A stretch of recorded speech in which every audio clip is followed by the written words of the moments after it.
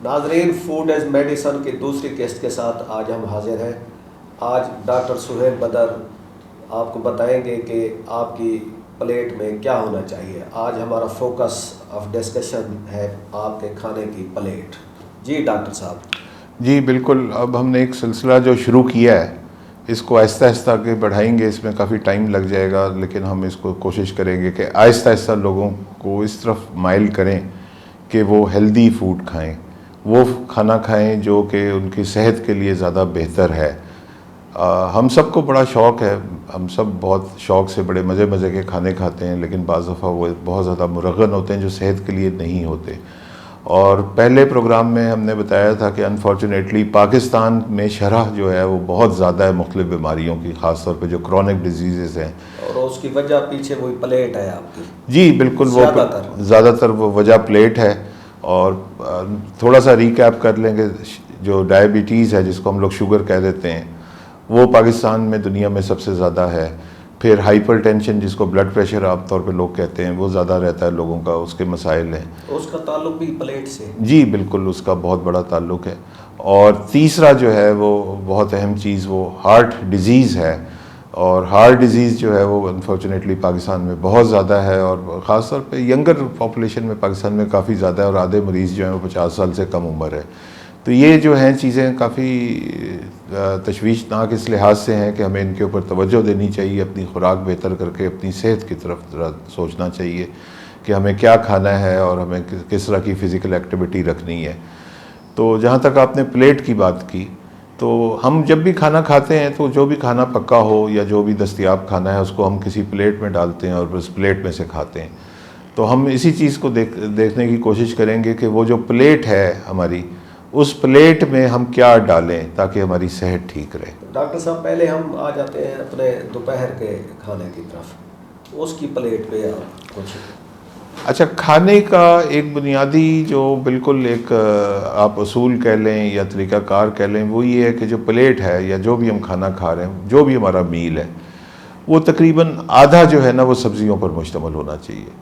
तो हमारे खुराक का 50% जो है, जो भी खाना खा रहे हैं, वो तकरीबन half of the plate should be vegetables. और अगर आप दोपहर को भी खाना खाते हैं, रात को भी खाते हैं, तो दो टाइम आपने वेजिटेबल खानी है। कोशिश ये करनी चाहिए कि वेजिटेबल जो है वो एक जो मौसम के हिसाब से ताज़ा वेजिटेबल है, क्योंकि वेजिटेबल फ्रेश वेजिटेबल का बहुत ज़्यादा रोल है हमारी सेहत में। तो आजकल जो मौसम है, या 2 महीने बाद 6 महीने बाद जो भी मौसम होंगे, तो मौसमियाती लिहाज से जो फ्रेश वेजिटेबल है वो हमें इस्तेमाल करनी चाहिए। और दूसरी वेजिटेबल जो है, कोई ग्रीन वेजिटेबल, पालक हो गई या कोई साग हो गया, तो ये वेजिटेबल्स हो गई। तो आधी प्लेट तो जो हम लोग इस्तेमाल करें वो कोई सब्ज़ी की करें। आप ये कह रहे हैं डॉक्टर साहब कि दोपहर का खाना और रात का खाना, तो उस प्लेट में जो है आधा हिस्सा जो सब्ज़ी है, एक मौसम की जो सब्ज़ी चल रही है उनमें से कोई एक सिलेक्ट कर लें, और एक जो है वो ग्रीन वेजिटेबल जो आप कह रहे हैं एक खाने में। जी बिल्कुल, सिलेक्ट कर लें। और इसमें मैं एक चीज़ निशानदेही करना चाहूँगा कि आलू हमारे यहाँ सब्ज़ी समझी जाती है, लेकिन इसको सब्ज़ी ना ही समझना बेहतर है। ये स्टार्च का एक ख़जाना है बहुत बड़ा। तो और ये सिर्फ सिवाय इसके कि आपको मोटा करता है, मोटापा लेकर आता है, आलू का और कोई इसका ख़ास ज़रूरत नहीं है जिस्म को। तो ठीक है, आप आलू खाएं। मुझे ख़ुद आलू बहुत पसंद है, बहुत चीज़ों में आलू गोश्त बहुत पसंद है, और जगह कई सारी डिशेज़ ऐसी हैं जिसमें आलू अच्छा लगता है। लेकिन बहरहाल आलू जो है वो उसको जितना महदूद कर दें उतना अच्छा है। इसको आप सब्ज़ी में ना गिनें तो बेहतर है। ठीक है, आप कह रहे थे कि आपकी प्लेट का आधा हिस्सा जो है वो सब्ज़ी होनी चाहिए और आधा हिस्सा। अच्छा, अब आधा रह गया, उस आधे के भी 2 हिस्से कर लें, तो 50% एक हो गया, बाकी 50 के 2 हिस्से कर लें, 25%, 25, 1/4 और 1/4। तो उसमें से 1/4 जो है, ज़ाहिर है कि हमने कोई अनाज खाना है, जैसे रोटी खाते हैं, चावल खाते हैं, या मकई की रोटी खाते हैं, या बाजरे की रोटी खाते हैं, तो हमने वो अनाज खाना है। तो आधा जो प्लेट थी हमारी सब्ज़ी थी, 1/4 प्लेट हमारी से मुराद है कि 1/4 जो है खाने का हिस्सा वो हमारी वो रोटी या चावल या जो चीज़ है। इसमें 2-3 मोटी मोटी बातें हैं जो कि हम तफसील तो आगे चल के करते जाएंगे, अभी तो हम सिर्फ इंट्रोडक्शन की स्टेज पर हैं। अनाज की जब बात करते हैं तो अनाज जो है वो होल ग्रेन होना चाहिए, वो रिफाइंड नहीं होना चाहिए। और होल ग्रेन का मतलब है कि जो हम आटा इस्तेमाल करते हैं उसमें से चोकर नहीं निकला होना चाहिए, वो रिफाइंड वाइट आटा नहीं होना चाहिए, वो होल ग्रेन होना चाहिए। सेहत के एतबार से जो चावल होता है, हम लोग चावल खाते हैं, वो बड़ा अच्छी तरह माशाल्लाह बड़ा रिफाइंड होता है और पॉलिश्ड होता है और वो वाइट कलर का बड़ा खूबसूरत चावल होता है। लेकिन अगर छिलकों समेत ब्राउन राइस हो तो वो हमारी सेहत के लिए बहुत मुफीद होता है। तो अगर फ़र्ज़ करें कि बहैसियत कौम हम वो वाला चावल खाने की आदत डाल लें जो कि ब्राउन हो, तो वो हमारी सेहत के लिए अच्छा होगा। तो उसके अलावा रोटियां और भी चीज़ों की बनती हैं जो कि सेहत के लिए बेहतर होती हैं, जिसमें बाजरा और मकई वगैरह शामिल हैं, या दलिए की बहुत सारी इकसाम मिलती हैं। तो किसी शक्ल में दलिया खाना भी जो है वो 1/4 जो हमारा अनाज वाला पोर्शन है उसमें वो आ जाता है। तो ये चीज़ें ज़रूरी हैं कि हमने आधी प्लेट जो है वो सब्ज़ी की कर ली, 1/4 हमने अनाज की कर ली, तो लास्ट क्वार्टर बच गया। जो 1/4 बच गया सर वो प्रोटीन्स का है, यानी कि हमने प्रोटीन किसी न किसी शक्ल में खानी, हमने गोश्त खाना है। अब उसमें जो सबसे अच्छा गोश्त है जो हमें खाना चाहिए और हम सबको कोशिश करनी चाहिए, वो मछली का गोश्त है। तो फ़िश खानी चाहिए, पोल्ट्री भी खा सकते हैं और फ़िश खा सकते हैं। रेड मीट जो है वो मैं ये तो नहीं कह रहा कि जी बंद कर दें, लेकिन उसको महदूद कर दें। रेड मीट को आप कम कर दें, जो गाय का गोश्त है या बकरे का गोश्त है उसको आप कम कर दें। और जो गोश्त हम लेने जाते हैं दुकान पे, छोटी उम्र से, मैं तो बहुत छोटा था तो घर वालों की मेरी ड्यूटी लगा दी गोश्त लाने की, तो मैं गोश्त लाने में बड़ा तजर्बा हुआ।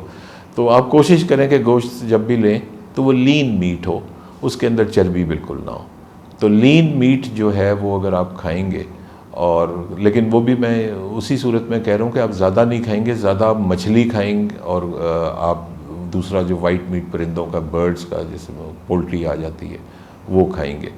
अच्छा, गोश्त के अलावा भी प्रोटीन्स की जो दूसरी चीज़ें हैं जिनमें प्रोटीन्स होती हैं वो आप उस चौथाई में रखेंगे, जिसमें दालें हैं, बीन्स हैं। तो ये सारी चीज़ें भी प्रोटीन्स की चीज़ें हैं। आप लोबिया खाएं, आप चने खाएं, आप दालें खाएं, तो ये सारी भी प्रोटीन्स हैं। उसके अलावा आप ज़ाहिर है कि अंडे खा सकते हैं रोज़ के, तो ये सब प्रोटीन्स हैं।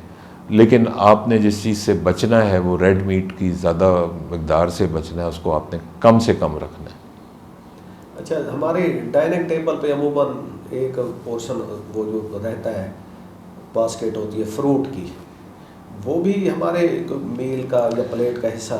जी बिल्कुल बिल्कुल, बहुत अच्छा आपने किया कि जो हमारा आधा पोर्शन सब्ज़ी वाला था उसी में आप फ्रूट भी शामिल कर लें। और एक बाउल फ्रूट का आप जो भी मौसमी फ्रूट है, मौसमी और फ्रेश है, आप फ्रेश फ्रूट्स, तो पूरी जो अगर आप फ्रेज इस्तेमाल करेंगे तो फ्रेश फ्रूट्स एंड वेजिटेबल्स करेंगे। तो वेजिटेबल हम किसी शक्ल में पकाते हैं, फ्रूट्स हम वैसे खाते हैं, तो वो जो 50% का एक हमारा पोर्शन था वो फ्रेश फ्रूट्स एंड वेजिटेबल्स का है, जिसमें जो वेजिटेबल है वो पक्की भी है, गैर पक्की भी होती है। ज़ाहिर है सलाद हम सलाद की शक्ल में होती है, जो मुख्तलिफ़ किस्म के सैलड्स होते हैं, तो वो 50% वो है जिसमें फ्रूट्स भी शामिल हैं। डॉक्टर साहब, ये हमारी प्लेट कंप्लीट है या कोई और चीज़ अगर कोई खाने को दिल कर रहा है तो कोई और चीज़ भी बता दें मुँह का जायका कभी बदलने के लिए? जी बिल्कुल, ये हमारी प्लेट कंप्लीट है जो हमने चीज़ें खानी हैं, लेकिन इसमें थोड़ी सी चीज़ों की एहतियात जो है वो बड़ी ज़रूरी है। उसमें से सबसे पहली जो अहम चीज़ है कि ज़ाहिर है कि हमारे घर जो भी खाना पकना है किसी तेल में पकना है, तो हम जो तेल इस्तेमाल करें वो ज़्यादा प्लांट ओरिजिन का हो, जिसमें ऑलिव ऑयल हो सकता है, जैतून का तेल, जिसमें कैनोला का ऑयल हो सकता है, सनफ्लावर हो सकता है। हम तेल के ऊपर कई सारे प्रोग्राम करेंगे और हर तेल के अपने अपने कोई फ़ायदे नुकसानात हैं। बहुत बड़ा सब्जेक्ट है ऑयल का, लेकिन इम्पॉर्टेंट बहुत है क्योंकि हम सब के घरों में खाना जो पकना है वो किसी ऑयल में पकना है। तो उसके जो फ़वाइद या नुकसान, प्रॉस एंड कॉन्स जिनको कहते हैं, वो हमने बड़ी डिटेल में स्टडी करेंगे। तो जो आपका सवाल था उसका जवाब ये है, yes we have to think about oils.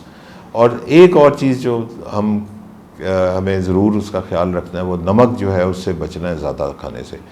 तो नमक की एक मकदार, कितनी मकदार होनी चाहिए, जो एक चाय का चमचा होता है, इसका आधा 1/3 से ज़्यादा नहीं होना चाहिए। और हमें मतलब पता होना चाहिए कि जो हम खाना खा रहे हैं उसमें नमक कितना है।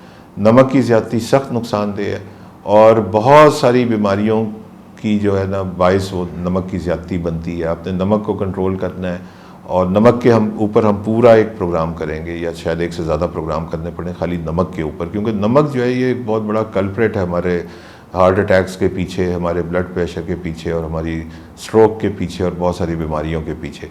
तो हमने नमक के ऊपर बात करनी है।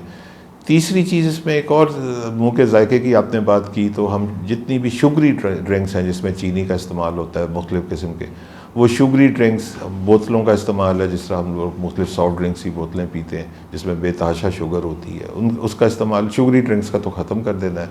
हाँ, जूस आप पिएँ, रोज़ का 1 गिलास पी लें, फ्रेश निकला हुआ जूस, फ्रेश फ्रूट्स का निकला हुआ एक जूस बग़ैर चीनी डाले, तो आप वो जूस का गिलास पी सकते हैं। तो हम इसकी तफसीलात पे जाते जाएंगे, लेकिन मोटा मोटा यही है कि हमारी प्लेट क्या हो और उसके साथ जो 2-3 और मुँह के जायके की चीज़ें हैं वो क्या हो। डॉक्टर साहब, हमारी पहली वीडियो में एक व्यूअर ने दिलचस्प कमेंट किया है कि eat food like medicine, otherwise you will have to take medicine as food. जी, बड़ा अच्छा उन्होंने कमेंट किया है और बिल्कुल ऐसा ही है। और एक मुहावरा जो हम लोग सब बचपन से सुन रहे हैं कि an apple a day keeps a doctor away, ये बात ठीक है, एप्पल बहुत अच्छी चीज़ है, एप्पल खाएं, लेकिन जो असल फूड इज़ मेडिसिन और हमारे खाने पीने की डाइट की जो चीज़ें हैं उसमें एप्पल यस और एप्पल के अलावा बहुत सारी चीज़ें वो हमने देखनी है। तो नाज़रीन, आज का प्रोग्राम हम इसी प्लेट की डिस्कशन तक रखते हैं। अगले प्रोग्राम में मज़ीद मौजूदात के साथ हाज़िर होंगे। तब तक हमें इजाज़त दीजिए। खुदा हाफिज़।